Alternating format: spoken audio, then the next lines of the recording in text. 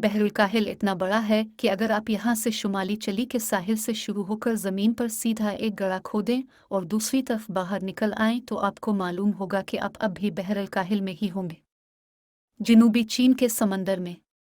ये ज़मीन की पूरी सतह के तकरीबन एक तिहाई हिस्से पर मुहित है और ये ज़मीन पर मौजूद तमाम ज़मीनों से बड़ा है, सिवाय चंद बिखरे हुए जजीरों के।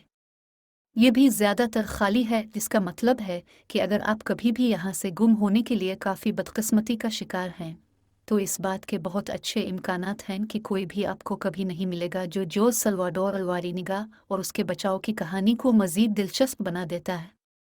इस वक्त इसके पास आलमी रिकॉर्ड है जो इसने हादसे में हासिल किया था और शायद कोई भी तमाम मुश्किलात के बावजूद समंदर में ज़ाय होने वाले तवील तरीन वक्त को शिकस्त नहीं देना चाहता। लेकिन इसने ये कैसे किया? इसका जवाब ये है कि इसकी मुहिम जोई 2012 में कैसे शुरू हुई। अल्वारीनिगा एक तजर्बाकार माहीगीर था, वो और एक और लड़का जिसका नाम इज़िकियल कॉर्दोबा था। मेक्सिको के बहर-अल-काहिल के साहिल पर कोस्टा अज़विल के छोटे से माहीगीरी गांव से अपनी छोटी माहीगीरी की कश्ती पर इकट्ठे रवाना हुए। उन्होंने सिर्फ 30 घंटे की माहीगीरी की शिफ्ट के लिए काम करने का इरादा किया था, इसलिए उनकी कश्ती काफ़ी छोटी थी। आने वाले ड्राउने ख्वाब के लिए बिल्कुल भी लैस नहीं थी। ये बुनियादी तौर पर एक डोंगी थी जिसकी छता केबन सिर्फ 7 मीटर लंबा था और सिर्फ एक छोटा था। इनकी मछली को ज़ख़ीरा करने के लिए मोटर और एक रेफ्रिजरेटर। वो जानते थे कि इस इलाके के करीब एक तूफ़ान आ रहा है, लेकिन मेक्सिको के उन हिस्सों में माहीगीर एक दिन में इतना पैसा कमा सकते हैं कि वो पूरे एक हफ्ते तक अपनी कफ़ालत कर सकें। इसलिए उन्होंने अपने मौक़े से फ़ायदा उठाने का फ़ैसला किया और 1 बजे काम करने के लिए साहिल से 120 किलोमीटर दूर सफ़र किया।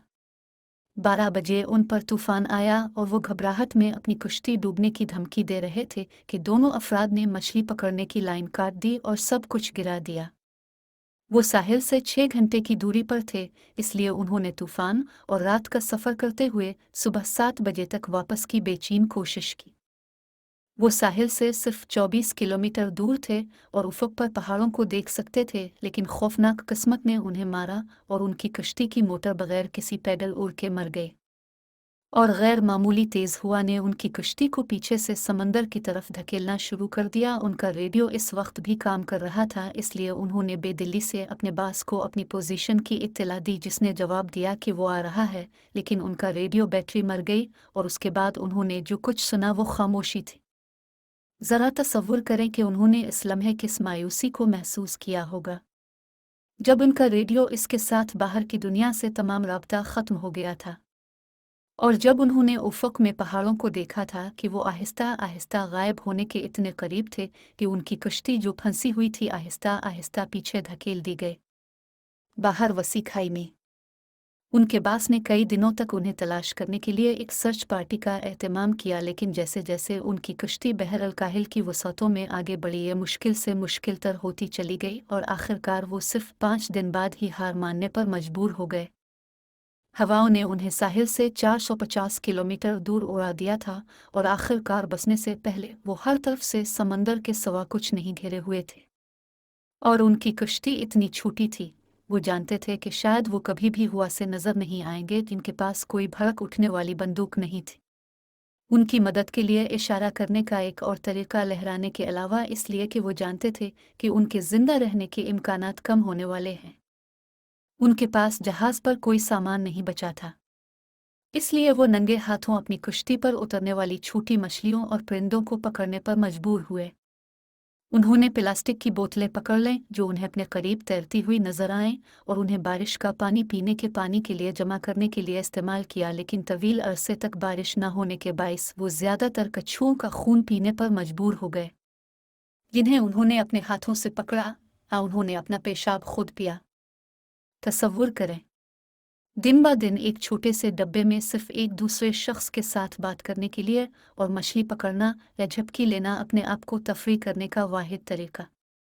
ये समझना आसान है कि उन हालात में कोई कैसे पागल हो सकता है, क्योंकि अल्वारीनिगा की कहानी के मुताबिक इसके दोस्त ने किया था। दूसरे लड़के कार्डोबा ने तकरीबन 4 माह की तन्हाई में उम्मीद छोड़ दी और खुदकुशी कर ली। वो इन तमाम कच्चे खाने से बीमार हो गया जो वो खा रहे थे। और खाने से इनकार कर दिया और आखिरकार भूख से मर गया। अलवरी निगाह इस वक्त बिल्कुल तन्हा था और कहीं भी कोई इंसान नजर नहीं आ रहा था, जहां तक उफ़क़ बहुत बड़े बहरुल काहिल के अंदर एक छोटी सी बात देख सकता था। और जैसा कि आप इस जहाज़ के नक्शे से देख सकते हैं, वस्ती बहरुल काहिल जहां वो कहीं था दुनिया का एक बहुत पुरसुकून हिस्सा है। इस इलाके से जहाज़ शाज़ व नादिर ही आते हैं, लेकिन फिर भी इसने दावा किया कि इसका सामना इस वक्त हुआ जब वो अकेला था। एक मालबरदार जहाज़ बज़ाहिर इसके दाएं तरफ से गुजरा और इसमें सवार 4 आदमियों ने इसे देखा। उन्होंने अपने हाथ हिलाए, लेकिन वो सिर्फ इसके पास से आगे बढ़ते रहे। उन्होंने इसे नज़रअंदाज किया। 11 माह गुजरे और अलवरी निगाह ने अपनी छोटी सी कश्ती में तकरीबन 8,000 किलोमीटर का समंदर पार किया। इसके कपड़े कटे हुए थे और उसके पास सूरज से खुद को बचाने के लिए सिर्फ एक सफ़ेद शर्ट थी, लेकिन आखिरकार 30 जनवरी 2014 को इसने अपनी कश्ती के अर्द गिर्द नारियल को तैरता हुआ देखा।